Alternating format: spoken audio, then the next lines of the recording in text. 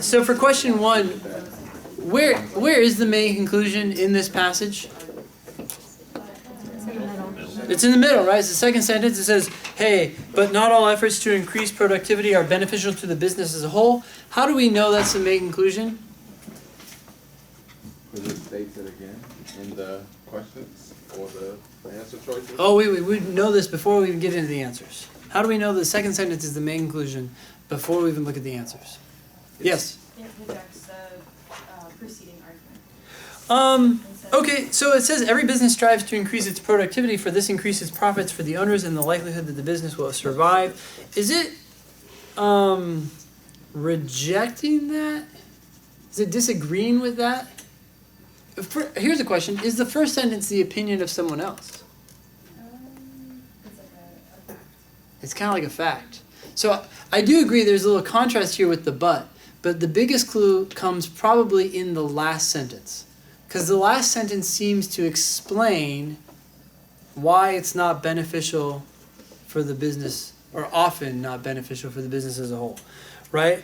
So if the last sentence is explaining why it's not beneficial, then that makes the last sentence what?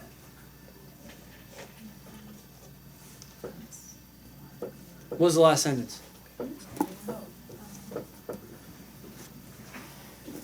So here's what I'm just going to clarify here. So the first sentence is not really being rejected, right? It's like, hey, this is happening, but it may not be as beneficial maybe as some people think, or it just may not be beneficial.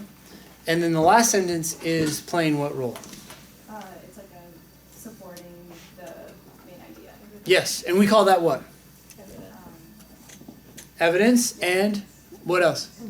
Premise. Right? So in my mind, what we have here is we have fact, background information, then we have the main conclusion, and then we have a premise. Are we cool with that? Okay, keep in mind, these questions start out easy and they get hard. If you got this one right, that doesn't necessarily mean that we know everything about it. We might have just gotten it right because we got it right. But how many people identified the second sentence as the main conclusion before going into the answers? Okay, sweet. That was goal number 1 for these types of questions, right? Because this is a conclusion question. So then we're just going into the answers and looking for the one that best restates it. Yeah? Would you say that the last question is a premise that supports the main conclusion? The last question? The last sentence. It supports the main conclusion, yeah. Okay. I don't is know it if- an immediate conclusion, technically? So the second sentence is the main conclusion. The last sentence is a premise, and there is no intermediate conclusion in this argument. Yeah. I mean, some people might break the first sentence down into 2 parts. You could say it's an intermediate conclusion and a premise. Do you guys see that? There's a word there. Anyone see a premise indicator in the first sentence? 4. Yeah. 4 is a premise indicator. So you could say that the first part of the first sentence is an intermediate conclusion and the second part is a premise for that. But we don't really have to get into that because it's just asking us for the main conclusion. All right. So we go find answers that restate the second sentence. What answer restates the second sentence? B. Were we tempted by any other answers? Kyle? A. If an action taken to secure the survival. Hold on. So at this point, I would stop reading. Any guess why? If. Yeah, like the conclusion wasn't conditional. It wasn't if this, then that. It was just not all efforts are beneficial. So right away I'm like, moving on. Did you identify the second sentence as the main conclusion?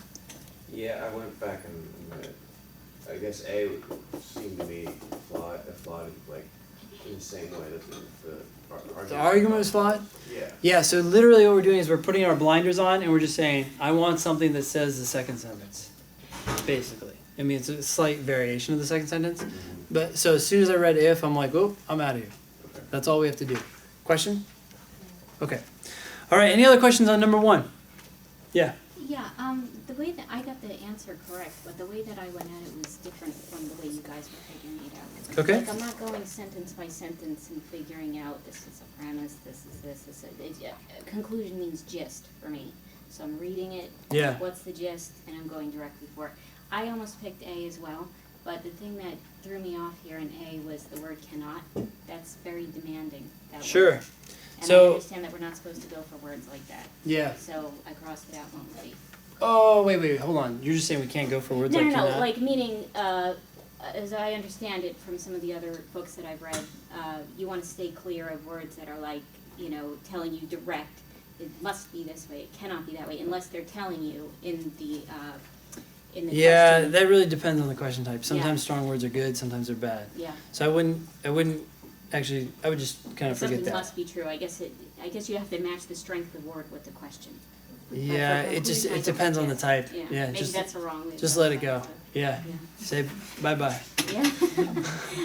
It's a common advice out there. Don't pick answers that have extreme language. Well, no, extreme language can be really good in some cases, and exactly what you want. So, I would dig in. You're going for the gist. Yeah. It's kind of like you're kind of like making things a little out of focus, right? Like, oh yeah, okay, I get the gist here. This is like a science. You can say, hey, this is the second sentence. It's the main conclusion. Now I'm just looking for the answer that restates it. Done. Okay. Any other questions on this one?